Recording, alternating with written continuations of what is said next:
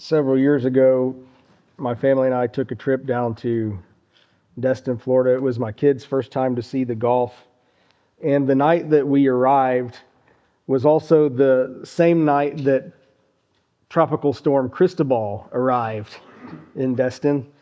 So when we got there, we kind of unpacked everything real quick. And I mean, it was dark and looked nasty, and the wind was incredible. But we walked down to close to the beach. We didn't walk onto the beach, but there was kind of this little building where you could stand and look at the water. And the waves were like nothing I had ever seen in my life. I mean, we're talking huge crashing waves. And that night, like just the sound, what I thought was wind, but I think I realized later it wasn't the wind that I heard. It was the waves just beating all night long against the shore.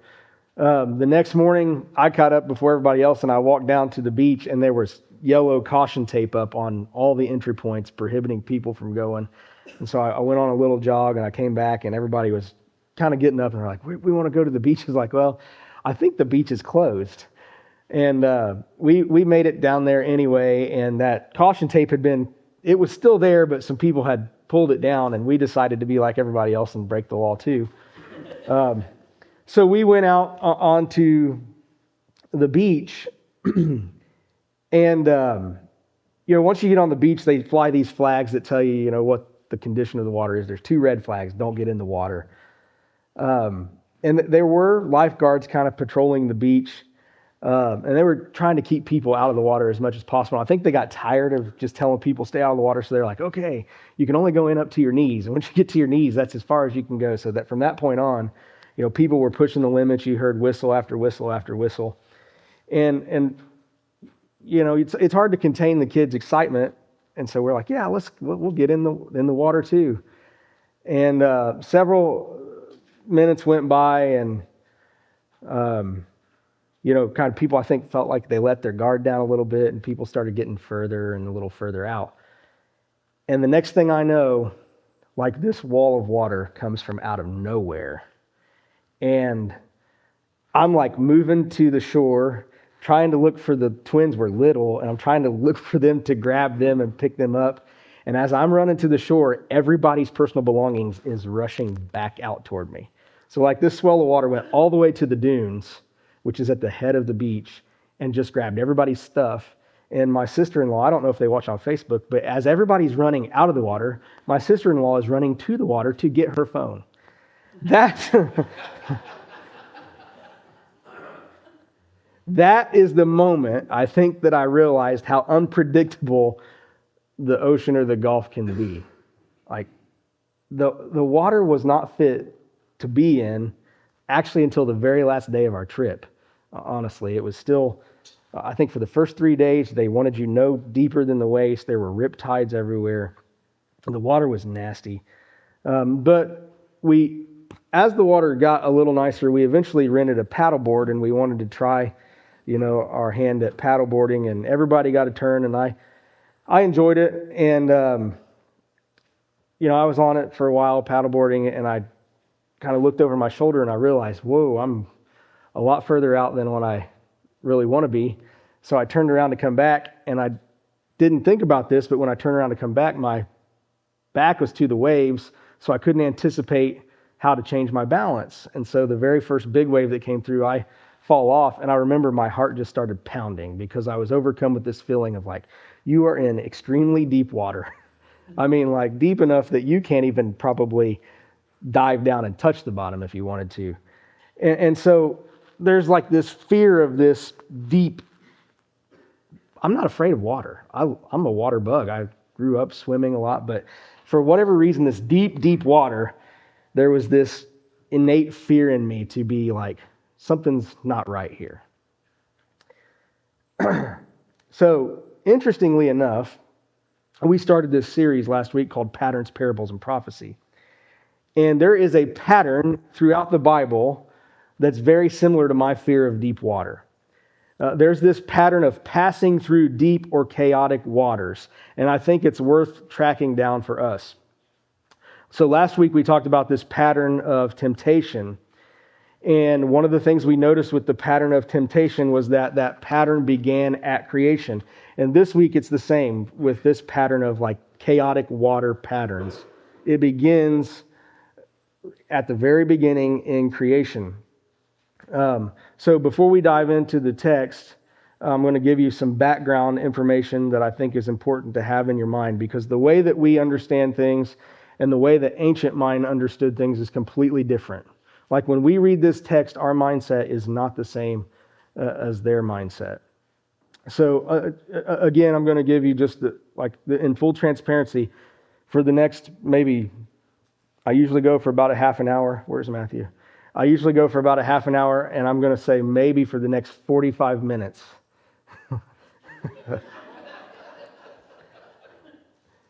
I am going to completely geek out on you on the Bible. And if that's not your style, I'm sorry. But this has been phenomenal for me to track down these and study these. My prayer is that the Spirit would speak to you through His Word this morning. So here's some general water imagery that's important before we dive into this. Not all water, when you read about water in the Bible, not all water is viewed in the same way by those ancient minds. And so when you see phrases like the waters or the deep or the sea, most likely this was imagery that represented chaos, turmoil, evil, or difficulty. Like that was the imagery behind deep waters, the abyss, the deep, the sea. Those things are used to convey chaos, evil, turmoil. A great example is in Psalm 69, verses 14 through 15. This isn't on there, Tyler. Rescue me from the mire. Do not let me sink. Deliver me from those who hate me, from the deep waters. Do not let the flood waters engulf me, or the depths swallow me up, or the pit close its mouth over me. Now, this is a Psalm of David, and David is not talking about living through a flood. Like David is talking about life, but he is using this water imagery to convey the message of chaos, turmoil, evil. Then on the other side of the coin, when we look at water imagery, there's springs, wells, and rivers. And most of the time, those are used to indicate something that is life-giving. You can read about that in Psalm 1. Be like a tree planted by the rivers of water, rivers of life. Isaiah 44:3, Jeremiah 17 talks about all this.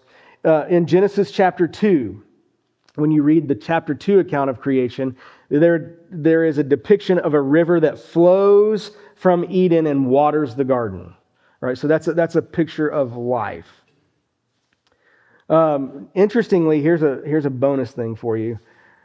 We'll track this one down. I don't know yet, but this imagery of life-giving water is picked up even in the crucifixion of Jesus. The New Testament writers, John specifically in chapter 19, verse 34, said, "Instead, one of the soldiers pierced Jesus' side with a spear, bringing a sudden flow of blood and water." Now, that is, John places that there on purpose. It's life-giving water from the death of Christ. So these two kinds of water are juxtaposed to one another. There's a great word for you, Shannon. As a matter of fact, when I wrote that down, I thought of you. I was like, she'll be proud of me for using this. So one kind of water represents chaos and death. The other kind of water represents life and flourishing. And they're both present throughout the Bible. So the pattern that we're going to track down today, I call it the chaotic waters and new creation pattern. And I've taken a lot of this information and added some of my own stuff from Tim Mackey and the Bible Project, who does a study on this very pattern. So I want you to turn to Genesis chapter 1, and we're going to look at verses 1 and 2, and then a few other verses after that. This one is on there, I believe, Tyler. Now, just right off the bat, let me give you a little... let me give you a way to look at Genesis from a different perspective than maybe most of you have been taught or conditioned to think of it. The quicker we can move away from looking at Genesis as a scientific textbook, or the quicker we can move away from reading Genesis as especially the first part of Genesis, as a complete, accurate depiction of history, the better we can move away from those things, the easier it will be for us to see the real principles behind Genesis. Okay? So what I mean when I say that is these ancient people did not approach this writing to prove the creation of the world from a scientific perspective. That was not their interest. The interest was, how do we make sense of life? What makes sense in our minds about what we already know, and how can we write it in a way that communicates an accurate depiction of creation to these other people that have their myths that are kind of circulating about creation. Okay? So, that being said, the author, Moses, most likely, was very intentional in how he wrote these texts. So Genesis 1, verses 1 and 2. In the beginning, God created the heavens and the earth. Now the earth was formless and empty. Darkness was over the surface of the deep. And I want to point out that word. It's bolded on the screen because that is the Hebrew word tahom, which means deep abyss or primordial sea. So darkness was over the surface of the deep, and the Spirit of God was hovering over the waters. Now, notice in those first two verses, we have some pretty important elements.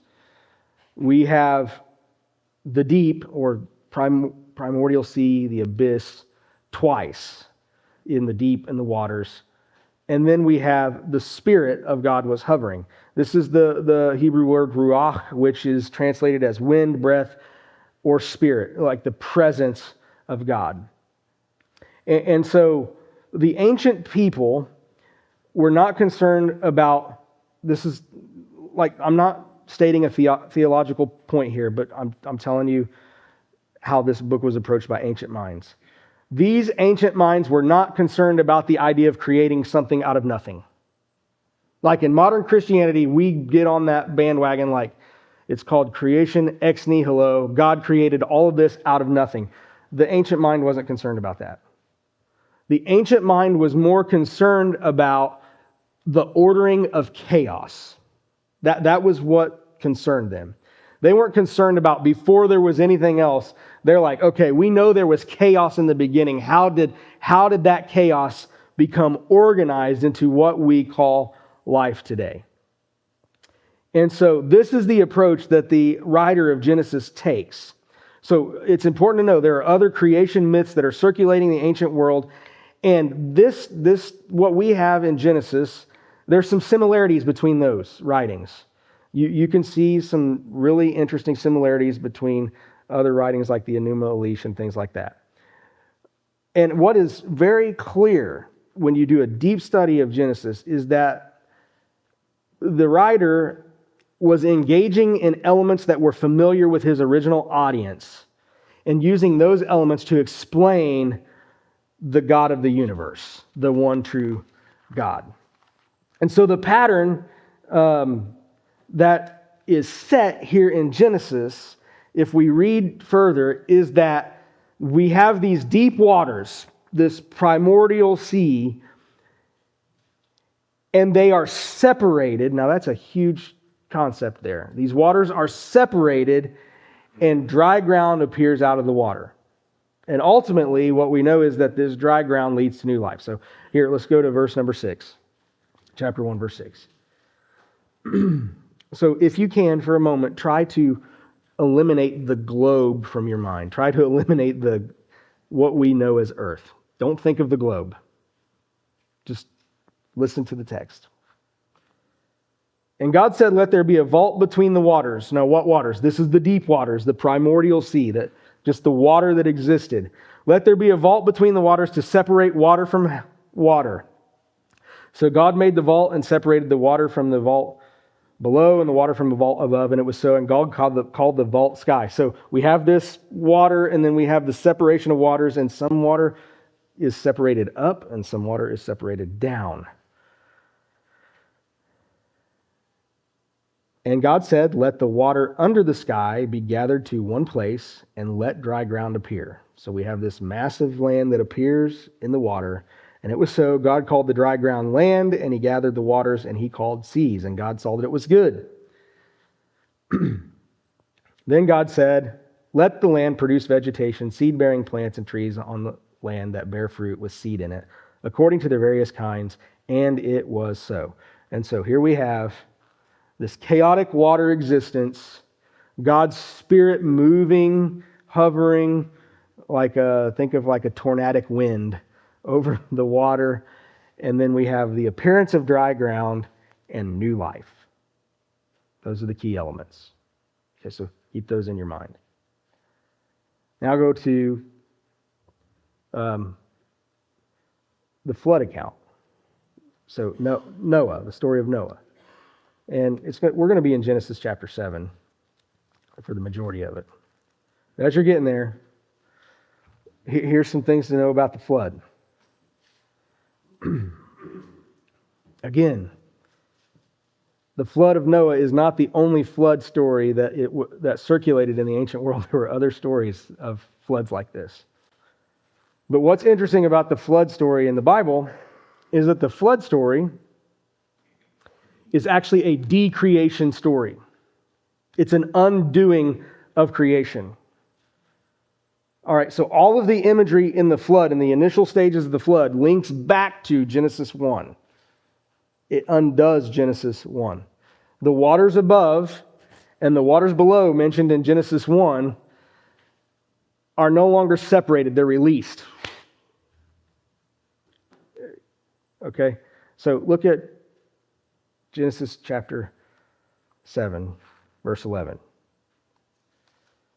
In the 600th year of Noah's life, on the 17th day of the second month, on that day, all the springs of the great deep, that's the same word Tehom, burst forth, and the floodgates of heaven were open, and rain fell on the earth for 40 days and 40 nights. So there we have it. The water above and the water below converge again, and we are thrust back into decreation, primordial sea. Now, if you read further in verses 22 and 23, you'll find that it goes even further than just the waters converge again. You'll find that there's the undoing of life. Every living thing on the face of the earth was wiped out. People and animals and the creatures that move along the ground and the birds were wiped out from the earth. Only Noah was left and those with him in the ark. So this is a complete reversal of Genesis 1. We're going back to uncreated. And now when we get to this point in the story, Noah and his family are left behind in the chaotic waters. Now, listen, I want to do a sermon on this, I promise, but just for a moment, think about this. Put yourself in Noah's position. God has spoken to Noah and said, I need you to build an ark. We are told that Noah is righteous. And Noah trusts and obeys God. And he does that. But for 100 years at least, Noah is warning the people, okay, that there's going to be a flood coming. They're given opportunity to repent, and they don't. Now, in this story, Noah goes inside the ark with his family. God closes the door. And the floods come, and who is left behind? Noah or the evil people? So at this point in the story, it's important to know, like, the reason God does this is because people were so evil, they were eradicating themselves.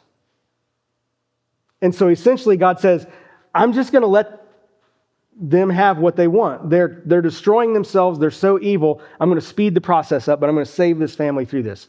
Okay, so this great flood comes. Who is left behind? Noah. And the evil people are taken in judgment.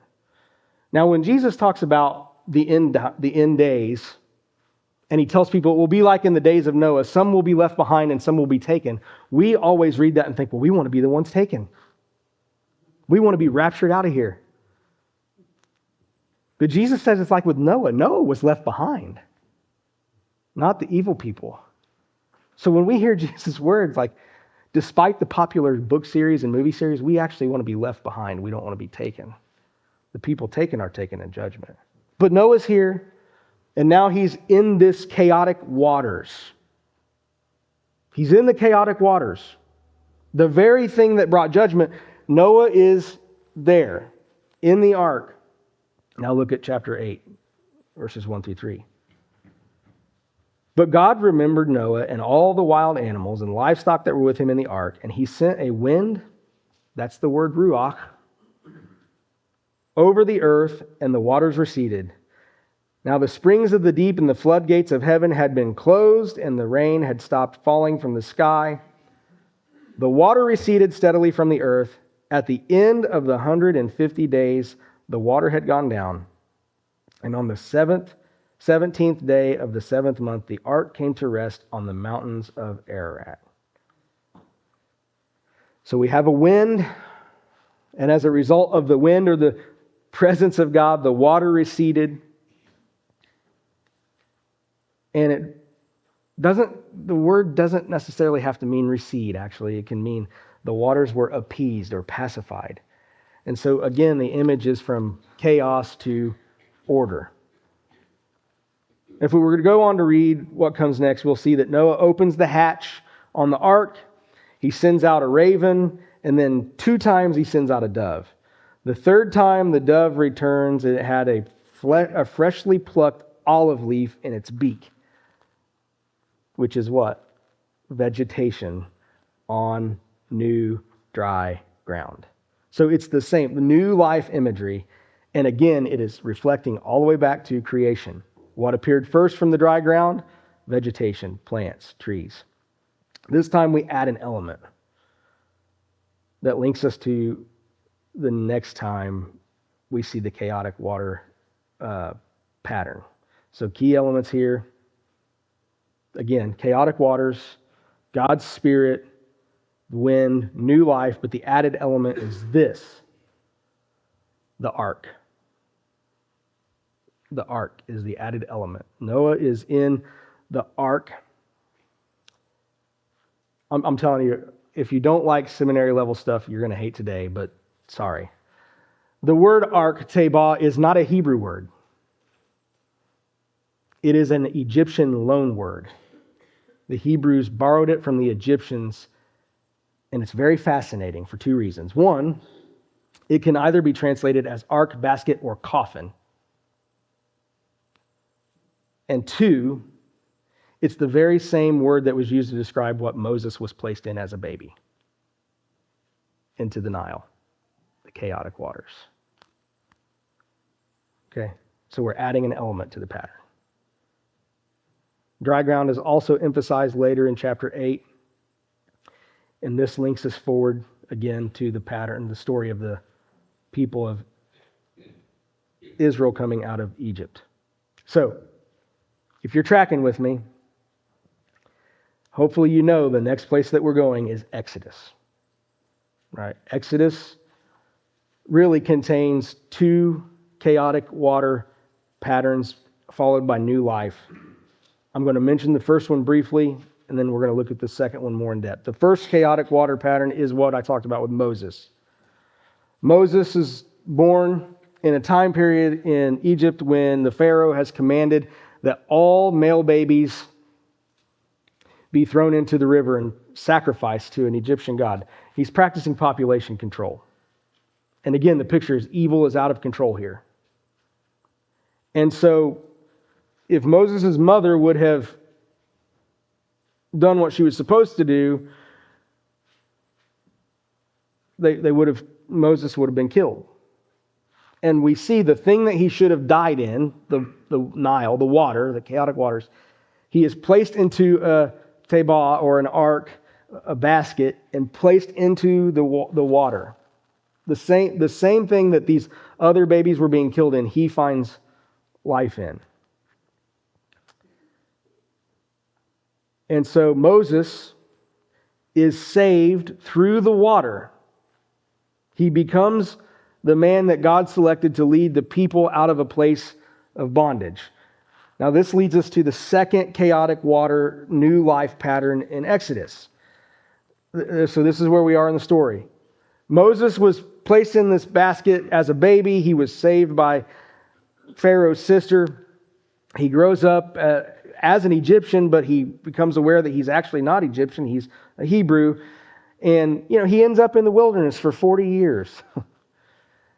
And it's in that wilderness for 40 years that God calls him to lead his people out of this bondage to slavery in Egypt.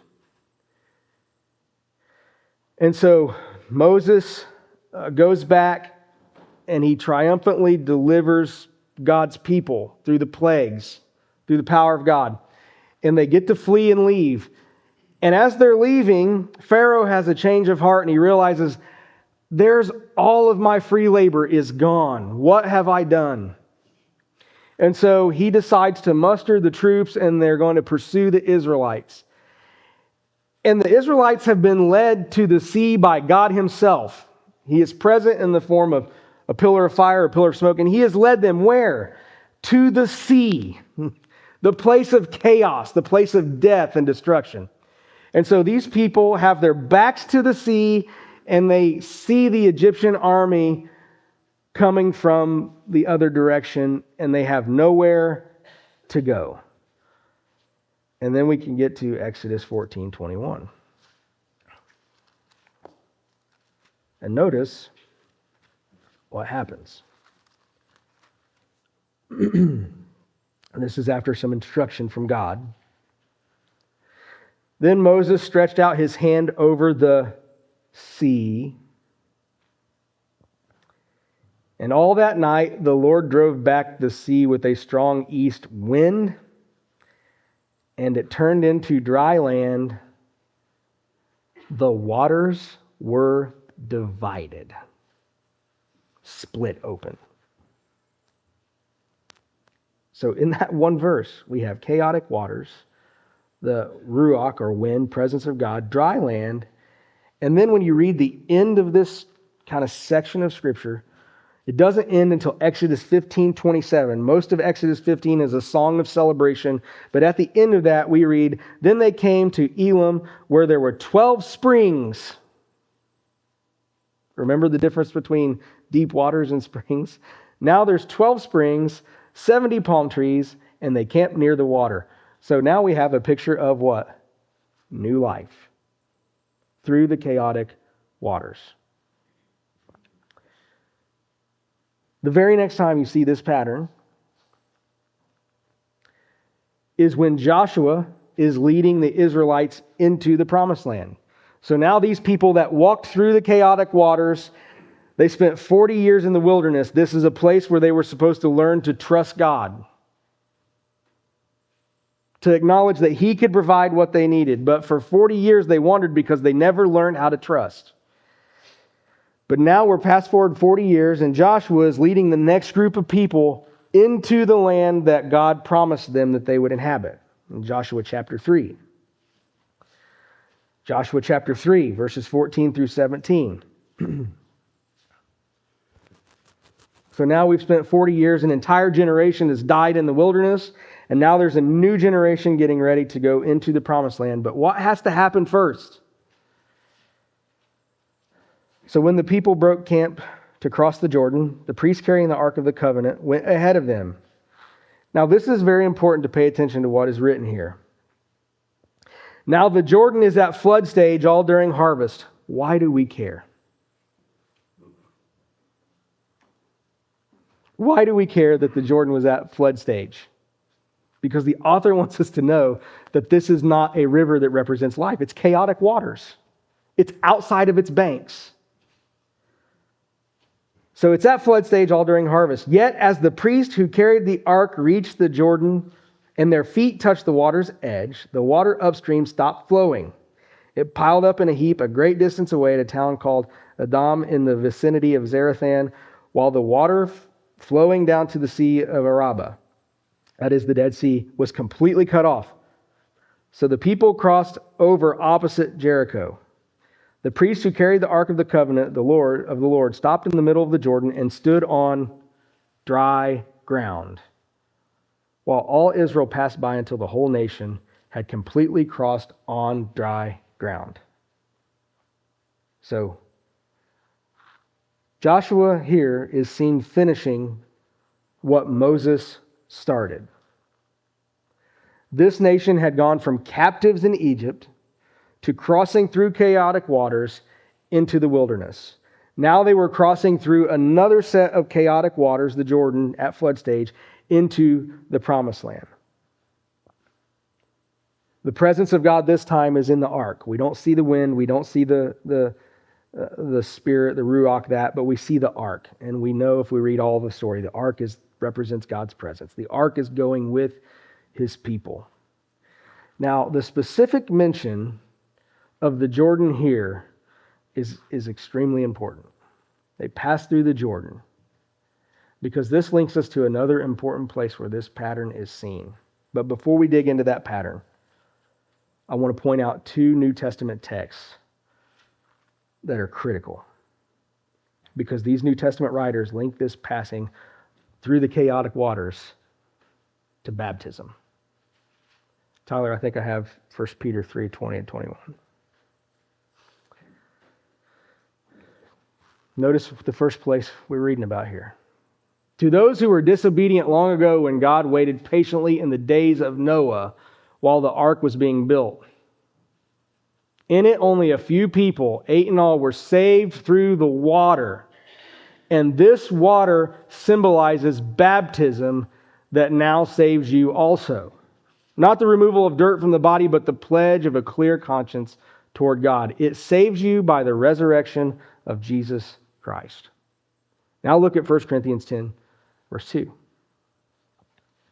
So we have Peter linking chaotic waters to baptism, and now we have Paul doing the same thing.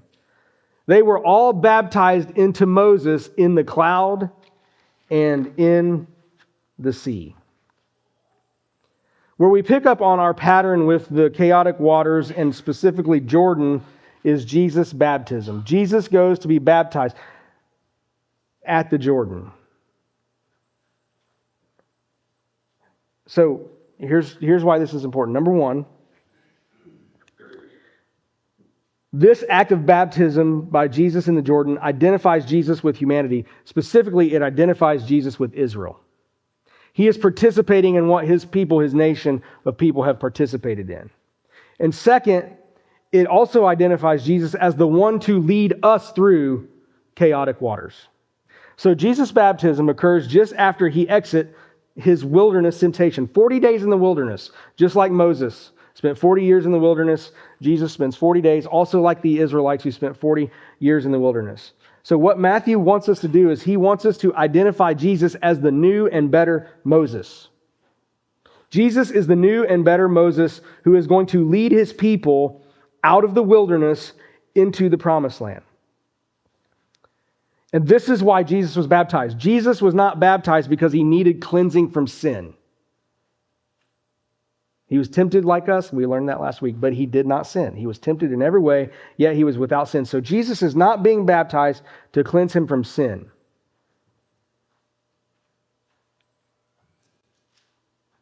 What he was doing was so key. He was identifying himself with humanity. But we also know that in that account, the dove, which should point back to Noah in the ark, the dove comes and rests on Jesus, and it symbolizes the Spirit of God resting on Jesus. And so essentially, we see in this one act of Jesus' baptism that he is fulfilling the role of a priest. He represents God to the people, and he represents the people to God. That's what it means for Jesus to be fully God and fully human. Like when we look at Jesus, we should see God. But when God looks at Jesus, he sees a perfect representation of what humanity should be. Let's go to Matthew.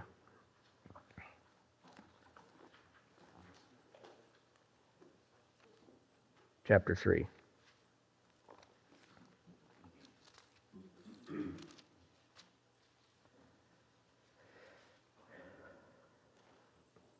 Then Jesus came from Galilee to the Jordan to be baptized by John, but John tried to deter him, saying, I need to be baptized by you, and do you come to me? Jesus replied, let it be so now. It is proper for us to do this to fulfill all righteousness. Then John consented. As soon as Jesus was baptized, he went up out of the water. At that moment, heaven was opened, split like the waters, And he saw the Spirit of God descending like a dove and alighting on him. And a voice came from heaven and said, "This is my Son, whom I love. With him I am well pleased." Now, from this point on in the New Testament, when Jesus is presented to us, he is presented as the one who is not only present in the chaos, but he has the power to overcome and control the chaos. Think about Jesus' account of walking on the water. It's the sea, the Tehom, the chaotic waters. Jesus is now walking on top of those. Think about when he has the ability to calm the sea when it's raging because of a storm. Think about when Jesus encounters the chaos of life, when he encounters somebody who's been blind from birth. And everybody's trying to figure out, well, Jesus, tell us, who sinned, this man or his parent, because he was born blind? And Jesus is like, hey, neither one. This is a chaos of life. But what does Jesus do? He brings new life out of the chaos. He restores the blind man's sight. Now, there's one feature that sets Jesus apart from Noah and Moses. When you read through the story of Noah and Moses, both end kind of sad. They get built up, and then at the end, we get let down.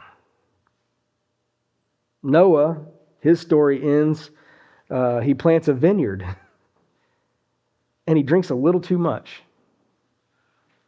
And he loses inhibition, and something crazy happens. I don't know. We don't know exactly what it is, but something crazy happens, and his story ends on kind of a low note.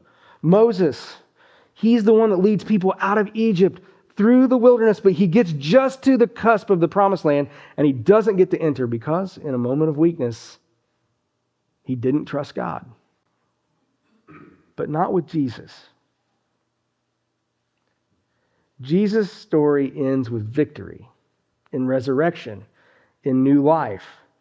He's victorious, and he stands at the right hand of the Father.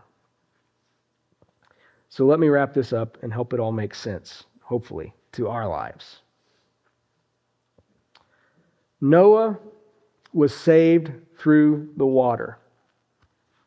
The very thing that the evil people were judged by, the very thing that swept the evil people away, Noah was saved through it. Now, the story of the Israelites that we talked about was bracketed in between two of these water experiences. Leaving Egypt through chaotic waters, leaving the wilderness through chaotic waters. And in between is the wilderness. And the wilderness, interestingly enough, is what destroyed an unbelieving generation, but delivered a trusting generation. And the key to all of these experiences of chaotic waters is the presence of God. That's what's consistent. God provided and sustained faithful people through the chaos of life. The Cherokee Indians have an interesting rite of passage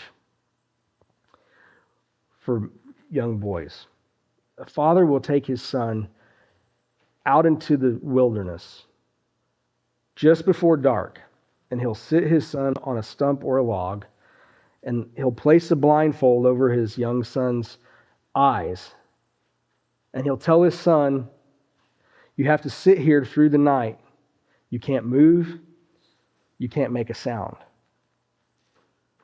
And you can't remove the blindfold until you can see the sunlight from the morning sun beaming through the blindfold.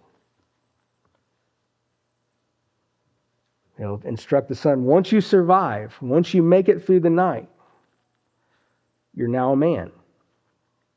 But when you leave here a man, you can't tell anybody about this experience because every boy has to go through their own experience to become a man. Now, I can imagine this is probably scary. Can invoke some fear. The noises of the night would cause a boy to ask some questions, especially not being able to see what's going on out there. But when the boy removes his blindfold at daybreak, he finds that his father also sat silently right next to him through the entire night as well.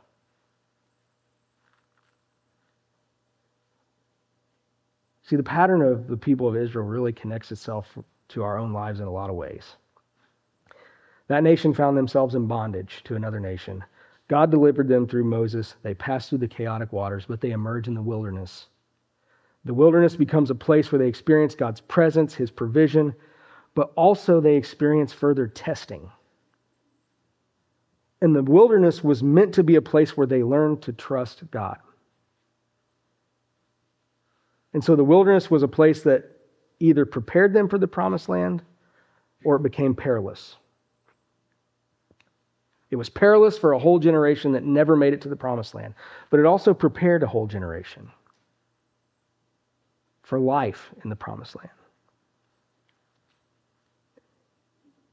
And so we're people that are held into bondage to sin. Jesus delivers us from that bondage. And I want you to understand something. Through baptism, this is why Christian baptism is so important. We got to experience it a couple weeks ago, but and that was great. Like 9 people on one Sunday is the highlight of my ministry career so far. But I think it could be better if we understood baptism is so critical because baptism connects us to Jesus. But also, through baptism, we are symbolically saying that we are passing through chaotic waters into new life. See, baptism is our exodus. Baptism is when we pass through the Red Sea and we're pulled up to new life. But when we're pulled up to new life, we are living new life in the wilderness.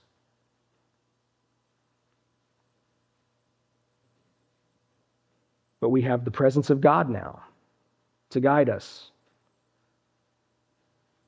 through his Spirit. We can experience his presence, his provision in the wilderness of life. Now, I want you to understand something very important about life. This life can either destroy us or deliver us.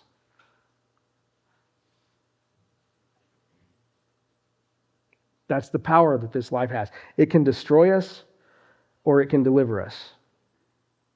Listen, at creation, it's not as if everything was perfect and because we sinned, everything fell apart and now we're on this journey to get back to that. Please don't misunderstand. We are not on a journey to get back. If God created everything perfect and we destroyed it, then he is not God.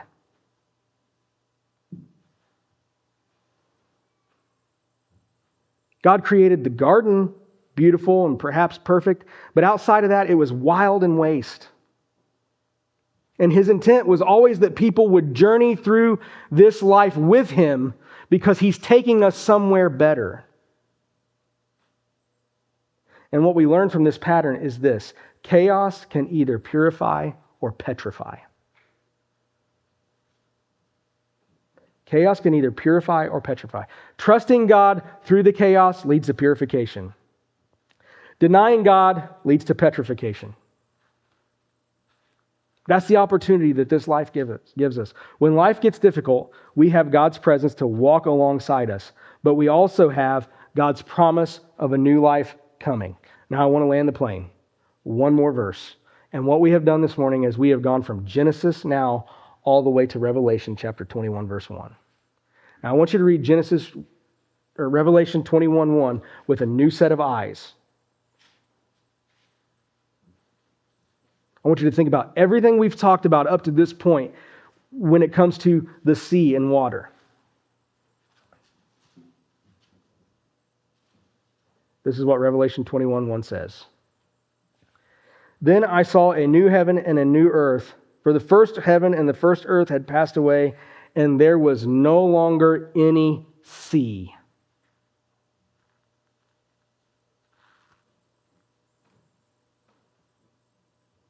That does not mean that there will not be an ocean for eternity.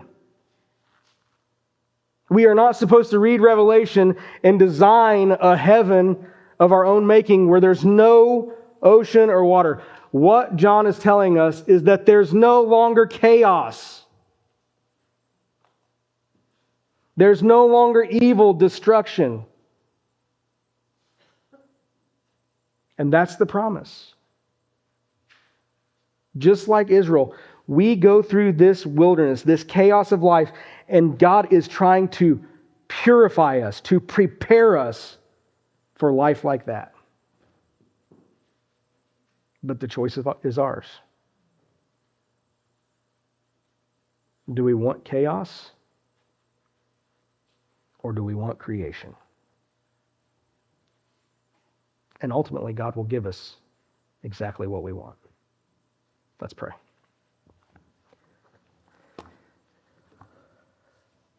Father, thank you for your presence with us this morning. Pray that your Spirit would continue to move like a wind over us and continue to create us and prepare us for the promise that you have in store. Thank you for showing us the way that you move and work through your scriptures.